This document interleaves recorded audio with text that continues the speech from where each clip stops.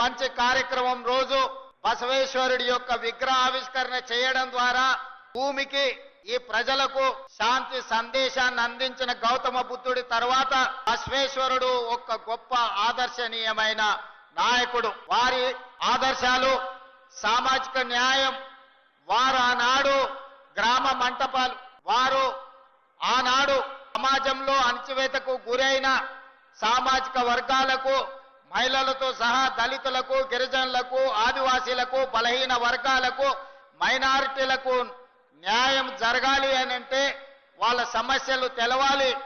ఆ సమస్యలను చర్చించాలంటే అనుభవ మంటపాల ద్వారా ఆనాడు ప్రజల యొక్క సమస్యల్ని తెలుసుకున్న విశ్వ గురువు ఈనాడు బసవేశ్వరుడి యొక్క విగ్రహాన్ని ఆవిష్కరించుకున్నాం.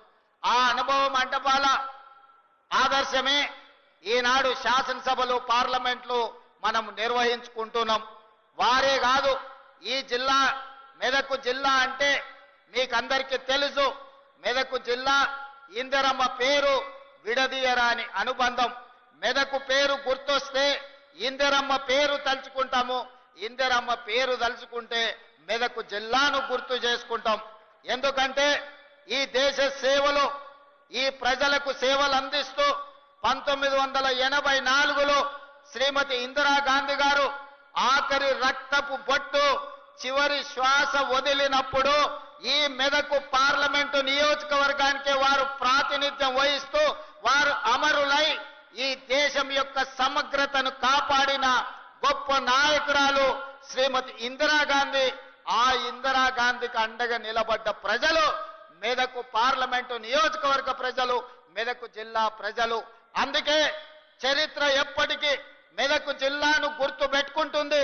మెదక్ ప్రజల యొక్క అభిమానాన్ని కాంగ్రెస్ పార్టీ గుండెల్లో చిరస్థాయిగా గుర్తు పెట్టుకుంటుంది అని చెప్పి నేను ఈ సందర్భంగా తెలియజేయదలుచుకున్నా. వారే కాదు, మెదక్ జిల్లా అంటే బాగారెడ్డి గారు, ఈశ్వరీబాయి గారు, మా అక్క, మా ఆడబిడ్డ గీతారెడ్డి గారిని ఈ ప్రాంత ప్రజలు ఎప్పుడు గుర్తు పెట్టుకుంటారు.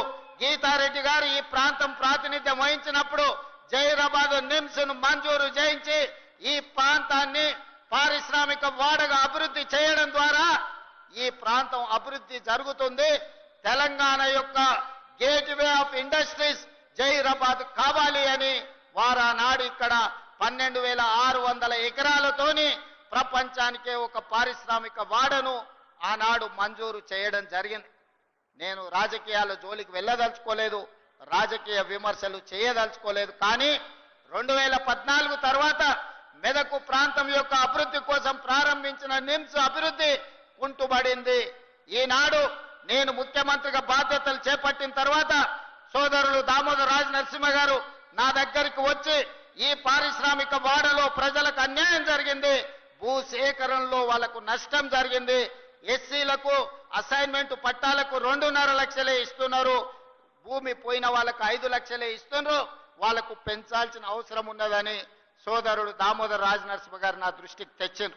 ఎంబడే మా అధికారులను పిలిపించి మీరు అక్కడికి వెళ్ళి పరిశీలించి ఆ ప్రాంత రైతులతోని మాట్లాడండి, వాళ్లకు న్యాయం జరగాలి అని నష్ట పరిహారాన్ని పెంచి ఇవ్వడమే కాదు వాళ్ళని అందరిని పిలిచి మాట్లాడి ఈ రోజు భూసేకరణ కార్యక్రమాన్ని వేగంగా ముందుకు తీసుకెళ్లి ఈ ప్రాంతంలో ఇండస్ట్రీస్ పార్క్ తీసుకొచ్చి ముఖ్యంగా ఆటోమొబైల్ ఇండస్ట్రీ తేవాలని ఇవాళ హుండై కార్ల పరిశ్రమకు జైరాబాద్ నిమ్స్ లో స్థలాన్ని కేటాయించి 450 ఎకరాలు కుదొందర్లోనే హుండై కార్ల ఉత్పత్తి సంస్థ ఇక్కడ వాళ్ళ కార్యక్రమాలను ప్రారంభించబోతుందని తెలియజేయడానికి నేను సంతోషపడుతున్నా.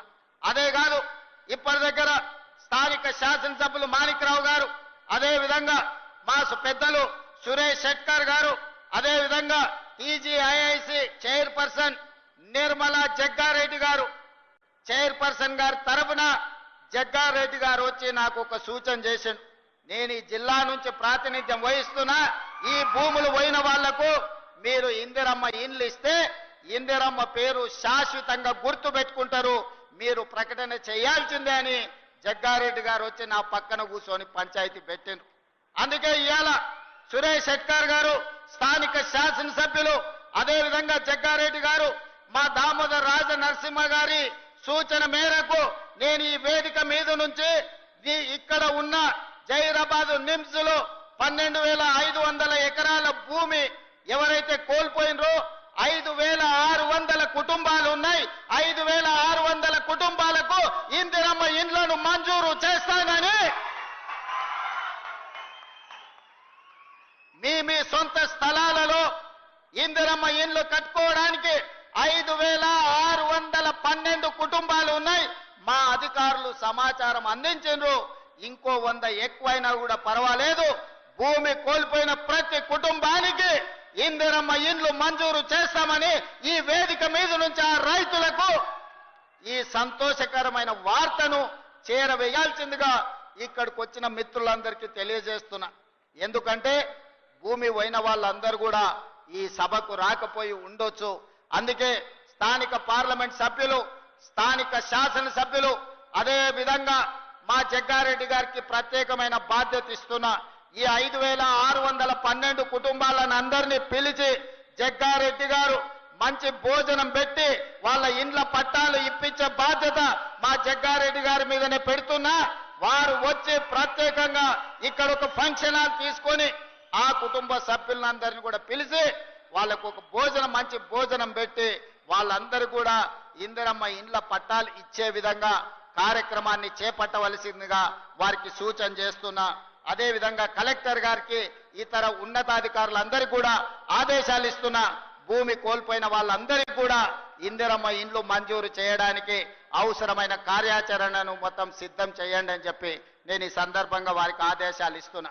అదే విధంగా జహీరాబాద్ మున్సిపాలిటీకి సంబంధించి జహీరాబాద్ లో జరగాల్సిన అభివృద్ధి కార్యక్రమాల గురించి సురేష్ శెట్కర్ గారు చెప్పిండ్రు, దామోదర్ రాజ నరసింహ గారు చెప్పిండ్రు, అదే విధంగా శాసనసభ్యులు చెప్పిండ్రు. తప్పకుండా దానికి సంబంధించి ఒక ప్రత్యేకమైన సమీక్ష చేసి ఏమేమి ఇవ్వగలుగుతామో మున్సిపాలిటీలో అదే డ్రైనేజ్ వ్యవస్థ కావచ్చు, సీసీ రోడ్లు కావచ్చు, తాగునీటి సమస్య కావచ్చు, ఏమి నిధులు అవసరం అవుతాయో అధికారులందరినీ కూడా పిలిచి సమీక్ష చేసి జహీరాబాద్ నియోజకవర్గానికి అవసరమైన నిధులను మంజూరు చేయడానికి నాకు ఎలాంటి అభ్యంతరం లేదు. ఎన్నికలు వచ్చినప్పుడే రాజకీయాలు, ఎన్నికల తర్వాత అందరిని కలుపుకొని అభివృద్ధి చేయడమే నా బాధ్యత. తప్పకుండా జహీరాబాద్ నియోజకవర్గ అభివృద్ధిని నేను మీకు మంజూరు చేస్తా. మాజీ మంత్రివర్యులు చంద్రశేఖర్ గారు కూడా 4-5 సార్లు నా దగ్గరికి వచ్చి అడిగిండు, అన్నా గెలిచినా ఓడినా నాకు బాధ లేదు, ఓడిన బాధ ఉన్నా ఓట్లేసిన ప్రజలకు నేను అభివృద్ధి చేయాల్సిన అవసరం ఉంది, జహీరాబాద్ కు మీరు నిధులు ఇవ్వండి అని వారు చాలా సార్లు నాకు విజ్ఞప్తి చేసిండ్రు. తప్పకుండా నిధులు మంజూరు చేస్తానని చెప్పి ఈ వేదిక మీద నుంచి వారికి నేను విజ్ఞప్తి చేస్తున్నా.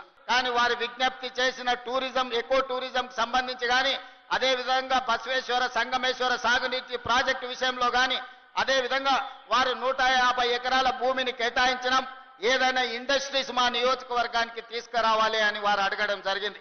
ఇదే కాకుండా చెక్ డ్యామ్ గురించి కూడా వారు నా దృష్టికి తీసుకొచ్చిండ్రు. తప్పకుండా నారాయణ గేట్ శాసనసభ నియోజకవర్గానికి ఒక పక్కన సురేష్ శెట్కర్ గారు, ఇంకొక పక్కన డాక్టర్ సంజీవరెడ్డి గారు 2 కళ్ళలాకు అభివృద్ధిని చెయ్యాలనుకుంటున్నారు. వాళ్ళిద్దరు నాకు అత్యంత ఆప్తులు. తప్పకుండా నారాయణ గేట్ అభివృద్ధి కోసం ప్రత్యేకంగా ఒక సమీక్ష తీసుకొని సంజీవరెడ్డి గారు నాకు దృష్టికి తీసుకొచ్చిన నిధులను మంజూరు చేయడానికి, అనుమతులు ఇవ్వడానికి కూడా సంపూర్ణంగా ప్రయత్నం చేస్తా అని చెప్పి నేను వారికి విజ్ఞప్తి చేస్తున్నా. అదే విధంగా దామోదర్ రాజ నరసింహ గారు నా దృష్టికి తెచ్చిన 2 నేషనల్ హైవేలని, అండర్ పాస్ల గురించి 2 నేషనల్ హైవేల మీద యాక్సిడెంట్ అవ్వడం, లేకపోతే ప్రజలు చచ్చిపోవడం కూడా వారు ఇప్పుడు దృష్టికి తీసుకొచ్చారు. తప్పకుండా ఈ నేషనల్ హైవేస్ లో ఉండే అండర్ పాస్ల విషయంలో కేంద్ర ప్రభుత్వంతో మాట్లాడి నిధులు తీసుకొచ్చి తప్పకుండా ఈ ప్రాంత అభివృద్ధి కోసం నా వంతు సహకారాన్ని మీకు అందిస్తానని చెప్పి నేను విజ్ఞప్తి చేస్తున్నా.